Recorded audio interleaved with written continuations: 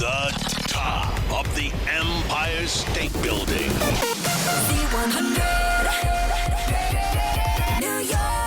What up, everyone? It is Garrett. I am super excited. May 12th, it is back. Season 4, Siesta Key. We are joined by most of the cast right now. Hello, everyone.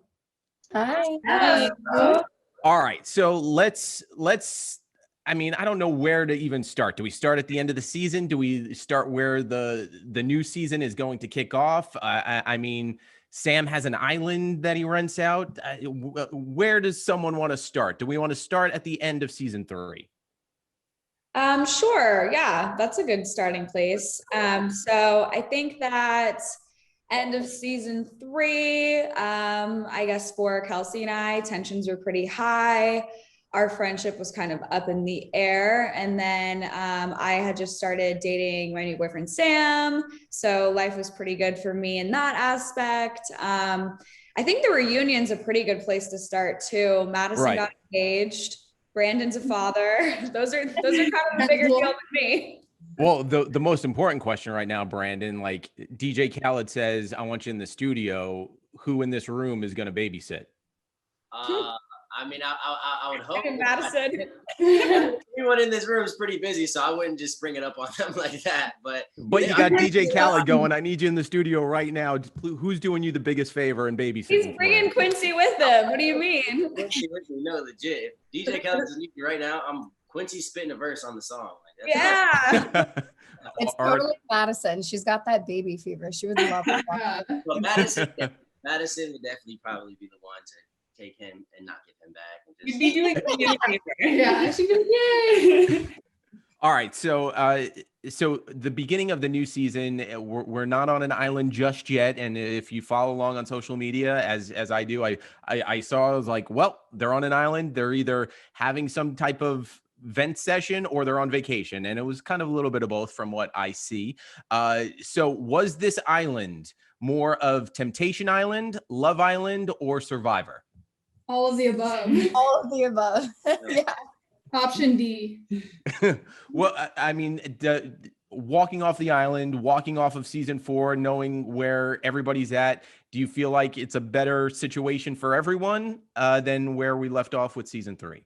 I wish you could have seen me walking off the island. Oh my God. It wasn't dramatic or anything. No, not in the slightest. So does everybody feel like season 4, like once you guys left the island, season 4 wraps officially, do you feel better about yourselves as people and friends than you did towards the end of season 3? I think better about ourselves. we learned a lot about each other. I mean, Yeah. we're all in the same area for quite a long time. We definitely learned a lot. It almost felt like camp. It was like, we're here, we're doing this, we're having dinner together, breakfast, lunch, dinner. We were with each other all the time. Mm-hmm. So, of course there were stressful points, but I think I learned a lot about everybody. I loved it. Right. I did too. We had one week that was like, ooh, I call it hell week, but you have to watch to see what happens. Well, I mean, I think the preview when people watch the season premiere is Juliet going, I have to tell my mother. I don't know what you have to tell your mother, but it just seemed like it wasn't something simple. So I'm pregnant. Juliet! Stop it. You put it out in the world, you never know. Seriously. Chloe, I want to know, do you still have the infamous bag that what some think bought your silence for a little while? I still have the infamous bag, yes. And it is. Wore it like 3 days ago. I did. Julia and I were just in Miami and I took it with us. And it is in mint top condition. That is for sure.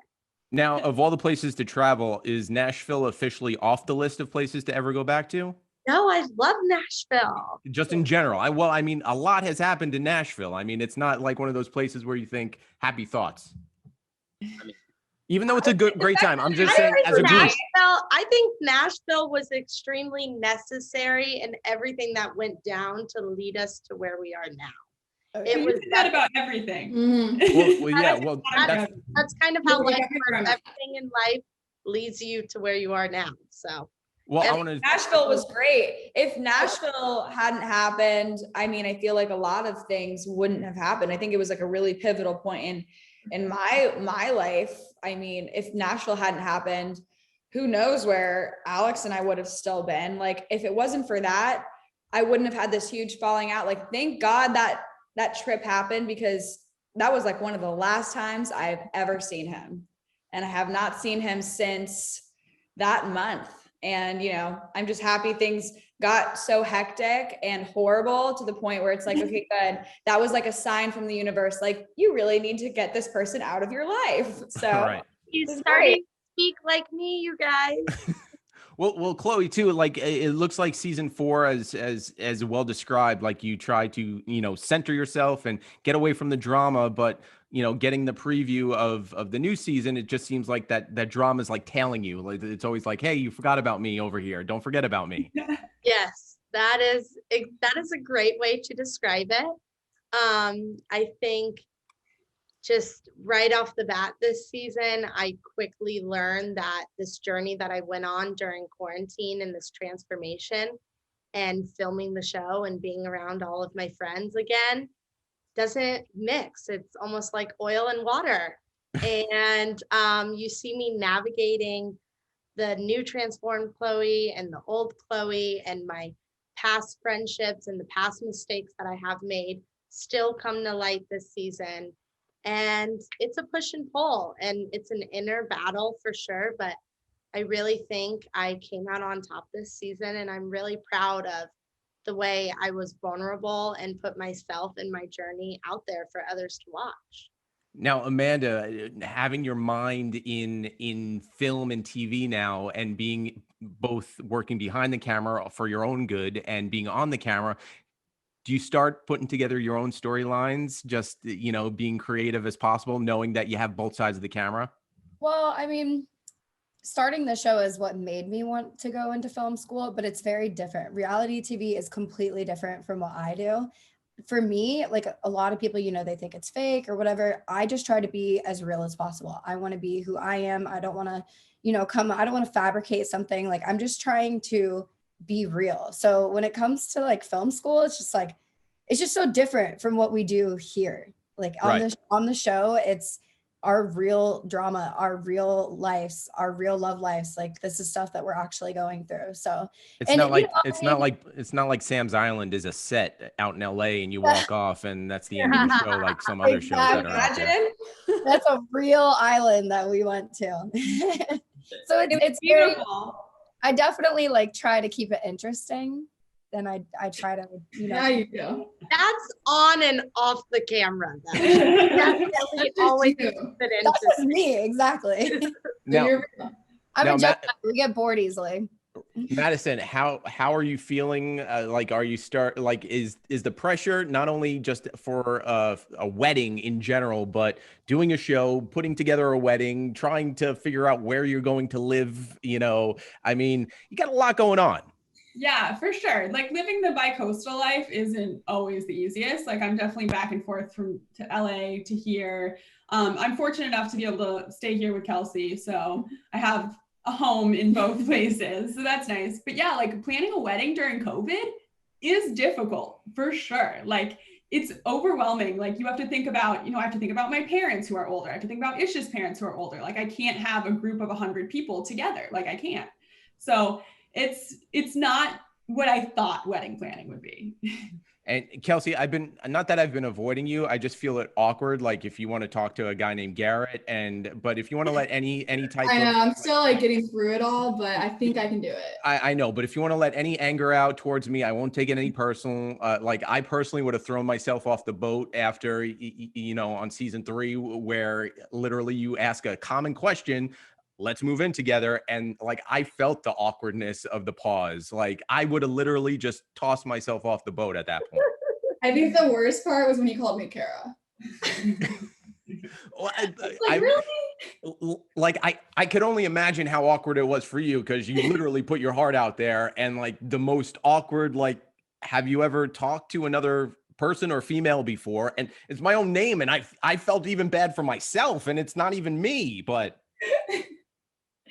sipping on champagne, your cheers, like everything was leading up to something like amazing, and then it's like it was like deflated. I literally right off the boat, but that's just me. That's whatever. But all right, so Brandon, how are you feeling? I mean, again, everybody has a lot going on in their lives, both on, off camera. I mean, where do you even start of just trying to focus and get your music career up and running, making sure that you're the best father you can be, and making sure you can enjoy life as well? Yeah. So I mean, it's really just a lot of prioritizing. I'm in a new place. I'm in a new position in life now. So there's a lot of prioritization that I have to do.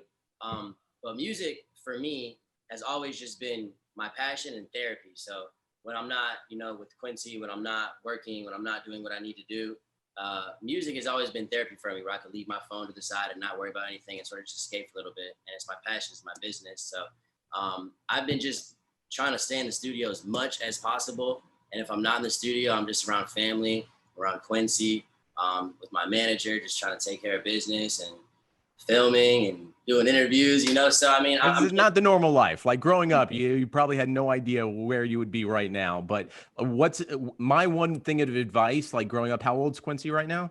He's about to be 11 months. Right. So I have a 5-year-old and a 3-year-old. Best thing I could tell you is do not buy the diaper genie, that like garbage disposal to put diapers in. Like it's a waste.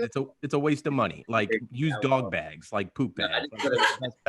Get rid of them there. I mean, that's such good advice. Good advice, Garrett. I appreciate you, man. No, seriously. One Garrett has to look out for you. All right. This one, all right. Exactly, right? Like you don't get this from the other Garrett. He's too busy just being a jerk on a boat. But no, for sure. But yeah, no, I mean, to answer the question, it's just a lot of balance, just balance. No, hang in there. All right. So before I let everyone go on their separate ways, I want to go through the room. One word, Chloe, we could start with you. One word to describe season 4 in your head. You